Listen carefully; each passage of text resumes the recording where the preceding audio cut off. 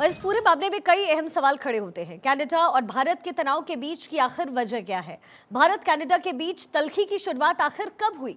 Justin Trudeau क्या खालिस्तान के trap में फंसते जा रहे हैं? क्या भारत सरकार कनाडा को सख्त संदेश इस वक्त देना चाहती है? ये कुछ अहम सवाल हैं जो पूछे जा रहे हैं। साथ ही भारत जैसे को तैसे वाली राजनीति पर और नीति पर क्या लगातार काम कर रहा है? ये कुछ अहम सवाल इसलिए भी खड़े हो जाते हैं क्योंकि जस्टिन ट्रूडो ने जिस तरीके से खालिस्तानियों को सपोर्ट किया और आज तक करते आए, उसके बाद भारत की तरफ से एक्शन लेना बेहद जरूरी हो गया है और एक्सटर्नल अफेयर की तरफ से ये एक्शन लिया भी गया। तो ये कुछ अहम सवाल हैं जो इस वक्त बने हुए हैं, क्योंकि देखिए जिस तरह के रिश्ते कनाडा के साथ भारत के रहे हैं, बहुत सारे स्टूडेंट्स हैं जो कनाडा पढ़ने जाते हैं, कनाडा से भी भारत वो आते हैं।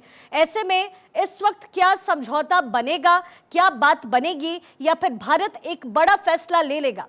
हमारे साथ हमारे पॉलिटिकल एडिटर अदिति नागर इस वक्त जुड़ गई हैं। अदिति, ये तमाम अहम सवाल हैं जो लोगों के जहन में है, और इसलिए भी क्योंकि कनाडा के साथ व्यापार के संबंध तो है ही, लेकिन टेक्निकली भी यहाँ से कई लोग कनाडा में बसे हुए हैं, जिसको लेकर के सवाल यही पूछा जा रहा है कि क्या वो वहाँ पर सेफ है।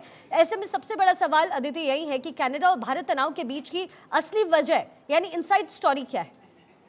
बिल्कुल शिखा, देखिए तनाव अब हुआ है, संबंध पहले अच्छे थे। अब मैं आपको बताती हूँ कि संसद में जो असली स्टोरी के हम जिक्र कर रहे हैं, संसद में खड़े होके प्राइम मिनिस्टर ट्रूडो ये कहते हैं कि साहब ये जो हमला, ये जो डेथ हुई है निज्जर की, ये भारत में जो एजेंट है भारत के, वो कहीं ना कहीं भारत सरकार से जुड़े हुए हैं, और उन पर इशारा करते हुए उन्होंने भारत सरकार पर इसमें इल्ज़ाम लगाया, कोई सबूत नहीं दिया। ऐसे में उनका एक और बात कही गई कि भारत जो है, अभी मेरे को शिखा आपकी आवाज़ फिर लौट कर आ रही है, मैं चाहूँगी ये टेक्निकल चीज़ ठीक हो। तो भारत में उन्होंने भारत पर ये इल्ज़ाम लगाया और इस बात के लिए कहा कि वो हमारे इंटरनल इश्यूज़ में हस्तक्षेप कर रहे हैं। अब मैं आपको वो बात बताना चाहती हूँ कि सबसे पहले कब हुआ था, जब भारत को गुस्सा आया था, और असली वजह क्या है। जब भारत में किसान आंदोलन हुआ था, वो भारत का इंटरनल मैटर था। तब कनाडा में प्रधानमंत्री जो हैं कनाडा के ट्रूडो, उन्होंने ये बयान दिया कि ये ठीक नहीं है। सवाल पहला, सबसे पहले भारत को तब गुस्सा आया, तनाव तब से शुरू हुआ। वो भारत का इंटरनल इशू था और आप कनाडा में बैठकर बयानबाजी कर रहे हैं, आप इसको गलत सही बता रहे हैं, आप अपनी बात रख रहे हैं। क्यों? ये भारत का इंटरनल इशू है, भारत अपने हिसाब से ठीक करेगा, और क्यों की वजह है वोट।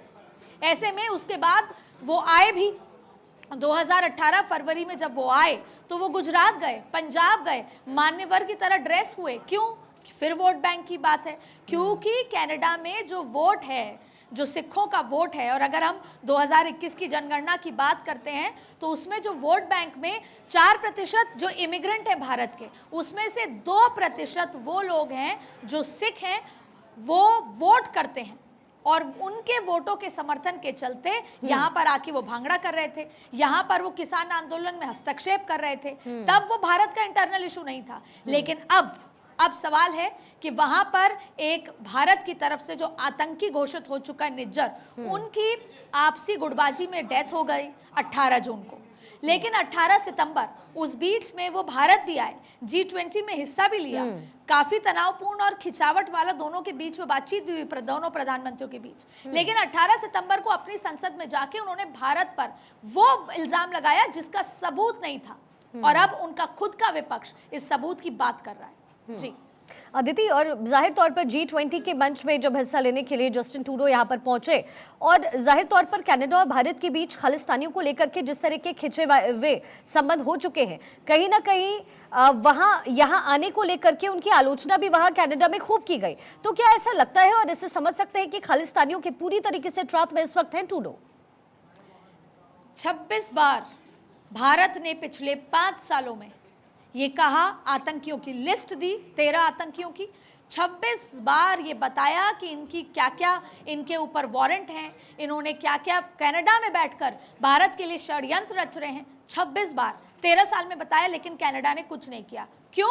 सिर्फ सिंपल सा जवाब है कि हमारा संविधान कहता है राइट टू प्रोटेस्ट। सिंपल सा जवाब है कि हमारा संविधान अभिव्यक्ति की आज़ादी की बात करता है।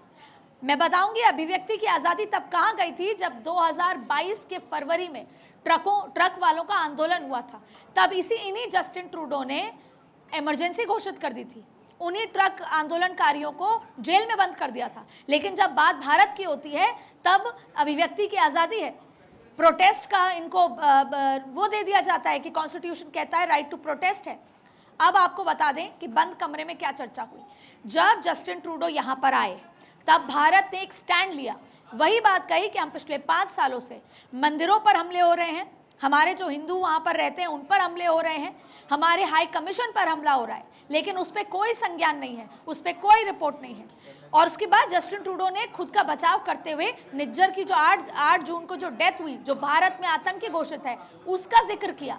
तब प्रधानमंत्री मोदी ने साफ कहा कि इसमें भारत का कोई लेना देना नहीं है, यह आपसी गुटबाजी है। और जस्टिन ट्रूडो का जो कनाडा में घुसना वो भी संवैधानिक नहीं था, उसके बावजूद भी वो सिटीजन बने, वहाँ शादी की, तमाम चीज़ें हुई और उसके बाद वो वहाँ बैठकर यहाँ पर हमलों की तैयारी कराते थे और इसके साथ साथ वहाँ पर भी ड्रग्स और ट्रैफिकिंग करते थे। और उसकी गुटबाजी के चलते ये हुआ। आप अपना खुद का वो चेक कराइए, आपकी जो वहाँ की जो तरीके हैं कि किस लिए हुआ, क्या हुआ। 18 जून से लेकर अब तक वो जो 2 लोग थे जो मार के गए, आप पता नहीं लगा पाए। ऐसे में आपको एक और बात बता दें, जस्टिन ट्रूडो बहुत ही कमज़ोर होकर लौटे थे भारत से। वजह, वो स्पेशल डिनर में नहीं गए, वजह एक इनॉग्रेशन में नहीं रहे, और तीसरी वजह जब वो गए तो उनका प्लेन खराब हो गया। भारत ने मदद के लिए कहा। अब ऐसे में जब वो लौटे तो वहाँ पर विपक्ष और मीडिया एक ही सवाल उठा रहा था कि जस्टिन ट्रूडो 2 साल बाद चुनाव हैं और जस्टिन ट्रूडो ये कह रहे थे वो झेप मिटानी थी, वो जो कमज़ोर उनको महसूस हो रहा था। ऐसे में उनके पास, जिसे बोलते हैं खिसियाई बिल्ली खम्बा नोचे, उनके पास कोई आधार के बिना उन्होंने संसद में ये बयान दिया। जाहिर तौर पे जी, जाहिर तौर पे अदिति, क्योंकि जिस तरीके से उन्होंने आलोचना वहां पर झेली और आने वाले दिनों में जब चुनाव होंगे तो जाहिर तौर पर उनको वोट बैंक की राजनीति तो करनी थी और सबसे अच्छा टारगेट भारत होता, उन खालिस्तानियों के समर्थन में होता, तो इससे बेहतर तो ट्रूडो के लिए कुछ हो ही नहीं सकता था। बिल्कुल। देखिए जस्टिन ट्रूडो की, अगर उनकी पार्टी की, उनकी सरकार की, उनके प्राइम मिनिस्टरशिप की बात करें, 2 साल बाद चुनाव हैं। 2015 में वो चुनकर आए थे और आपको बता दूं मैं कि इनके पिताजी भी प्राइम मिनिस्टर रह चुके हैं और उन्होंने इंदिरा गांधी के साथ इसी खालिस्तानी मुद्दे पर कई बार डीलिंग हुई और उन्होंने भी नहीं सुना, ठीक वैसे ही जैसे जस्टिन ट्रूडो नहीं सुन रहे। जब ये आंदोलन तेज पकड़ा, सबसे पहले कनाडा और भारत के संबंध बता दें, ट्रेड के हैं, तमाम चीज़ों के हैं, लेकिन असली वजह कब ऐसा हुआ, ये तब जब खालिस्तानी मूवमेंट यहाँ शुरू हुआ, तब वहाँ पर पलायन शुरू हुए सिखों के, वो कनाडा गए, ये पता नहीं था, भारत सरकार लगातार उनसे संपर्क कर रही थी और उसके बाद प्लीज़ बोला था इंदिरा गांधी ने प्लीज़ करके कहा था कि जो ये खालिस्तानी मूवमेंट कनाडा में शुरू हो रहा है भारत के खिलाफ, उसको रोकिए। ना तब उनके पिताजी ने रोका, ना आज जस्टिन ट्रूडो ने रोका। और सही बात मानने में ये है कि भारत का ये साफ स्टैंड है और सबसे बड़ी बात है कि आपके पास सबूत नहीं है, आप भारत सरकार पे केवल अपनी वोटों की राजनीति के लिए। आज अगर फेडरल सिस्टम में चुनाव हो जाए कनाडा में तो जस्टिन ट्रूडो प्राइम मिनिस्टर नहीं रहेंगे। जस्टिन ट्रूडो खुद उसमें नहीं है, अल्पमत में है खुद, ये अलायंस की सरकार है और जिस अलायंस के साथ वो हैं वो तो खुद डायरेक्टली इनडायरेक्टली खालिस्तानी के सपोर्टर हैं, वो खुद सिख हैं। तो ऐसे में केवल ब्रिटिश कोलंबिया जो जगह है जहां से वोट आते हैं सिखों के, सिर्फ उस वोट को लेने के लिए आप किसी एक कंट्री पे बेबुनियाद इल्जाम लगा रहे हैं और ये भारत पुराना भारत नहीं है। बिल्कुल बिल्कुल अदिति, आपने जो बातें कही है वही सच है, तभी तो सांच को आंच कैसे। इसी बीच अदिति एक बड़ी जानकारी मिल रही है, भारत कनाडा विवाद पर शिरोमणि अकाली दल की भी टिप्पणी। विवाद पर सुखबीर सिंह बादल ने कहा, सिखों की गलत छवि बनाई जा रही है, सिखों को आतंकवाद से ना जोड़ें, भारत कनाडा सरकार बैठ करके आपस में बातचीत करे। Aditi, getting back to you, Sukhbir Singh Badal की तरफ से ये बड़ी बातें रखी गई हैं और जाहिर तौर पर जो वो बात कह रहे हैं कि आतंकवाद से ना जोड़ा जाए, लेकिन यहाँ पर आतंकवाद सिर्फ सिख थोड़ी फैला रहे, यहाँ तो समर्थन ट्रूडो कर रहे हैं ना। देखिए, बहुत महत्वपूर्ण बात आपने सवाल पूछा है, मैं इसको बिंदुवार आपको जल्द से बता देती हूँ। कल प्रधानमंत्री नरेंद्र मोदी की जो मुलाकात हुई थी विदेश मंत्री से, आज भी संसद में सुखबीर सिंह बादल ने भी अमित शाह से मुलाकात करी। इसका इंटरनल, क्योंकि पंजाब में जिस तरीके से मूवमेंट शुरू हो रहा है वहाँ पे रेड अलर्ट हो गया है, उसके चलते मुलाकात हुई। अब सवाल ये उठता है कि ये अच्छे से हम भी अपने दर्शकों को बता दें, खालिस्तानी सपोर्ट और सिखों को आतंकवादी बताना ये एकदम गलत बात है। कनाडा में रह रहे सिख, जिनको हम ये कह सकते हैं कि जो 2% हैं, उनमें से कुछ हैं जो खालिस्तानी सपोर्टर हैं, सारे नहीं हैं। ऐसे में भारत ने एक लिस्ट सौंपी है 13 नाम की जो खालिस्तानी को सपोर्ट करते हैं। दरअसल सीधे सीधे भारत और कनाडा के बीच में एक बात है कि आप मिनी पाकिस्तान मत बनिए। आप आईएसआई की तरह, आप पाकिस्तान ने जैसे आईएसआई को जमीन दी टेररिज्म के लिए, आज पाकिस्तान का क्या हश्र है। कनाडा को ये समझ लेना होगा कि अगर आप पाकिस्तान टेररिज्म को गले लगाएंगे तो भारत में बाद में पहले आपको दिक्कत होगी। आज पाकिस्तान की तस्वीर देख लीजिए। आपसे ना इस स्टेटमेंट पर मैं टिप्पणी लूंगी, लेकिन सुखबीर सिंह बादल ने क्या कहा है हमारे दर्शकों को पहले सुना देते हैं। जब बन गए है कनाडा ਤੇ ਹਿੰਦੁਸਤਾਨ ਦੇ ਵਿੱਚ ਬੜੀ ਦੁੱਖ ਦੇ ਨਾਲ ਕਹਿਣਾ ਪੈਣਾ ਇਹਦਾ ਬਹੁਤ ਵੱਡਾ ਅਸਰ ਹੋ ਰਿਹਾ ਹੈ। ਮੈਨੂੰ ਪਿਛਲੇ 2 ਦਿਨਾਂ ਦੇ ਅੰਦਰ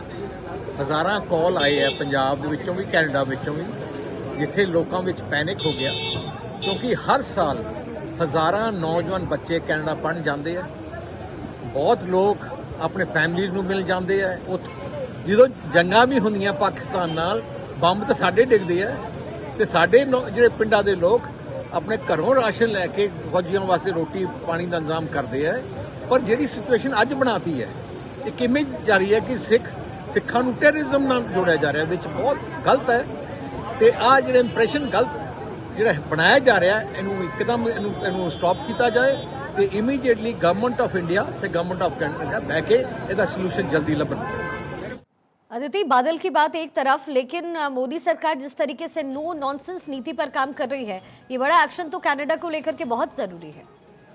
देखिए, इसमें नो नॉनसेंस में आज बहुत बड़े फैसले हुए। हमने अरिंदम बागची को सुना भी है, वीज़ा के लिए मना कर दिया गया है। लेकिन वहीं भारत सरकार ने कैनेडियन सरकार को ये कहा है कि वहाँ रह रहे हिंदू, वहाँ रह रहे जो आपके जो हमारे जो लोग हैं जो वहाँ पे रह रहे हैं भारतीय, उनके सुरक्षा की जिम्मेदारी आप लोगों की है, जिस पे कैनेडियन सरकार ने कहा है कि हम इनकी सुरक्षा की, जान माल की फिक्र हम करते हैं और हम पूरी सुरक्षा लेंगे। और बेहतर यही है कि कनाडा मंदिरों की, हाई कमीशन की और वहाँ रह रहे भारतीयों की सुरक्षा का ध्यान रखे, क्योंकि कहीं ना कहीं उनको भी वो जो मुट्ठी भर खालिस्तानी मूवमेंट से जुड़े हुए लोग हैं, वो कहीं ना कहीं वहाँ पर रह रहे हिंदुओं को या दूसरे उन लोगों को कहीं ना कहीं थ्रेट कर रहे हैं। ऐसे में भारत सरकार की तरफ से भारत में भी और कनाडा में भी उस तरह से बात की गई है कि आप अभी घर से ना निकलें, ऐसे मोमेंट के साथ ना जुड़ें, ऐसे लोगों के साथ ना जुड़ें, और ना ही भारतीय यहाँ पर भी जो पंजाब से जुड़ा हुआ इलाका है वहाँ पर भी अलर्ट कर दिया गया है।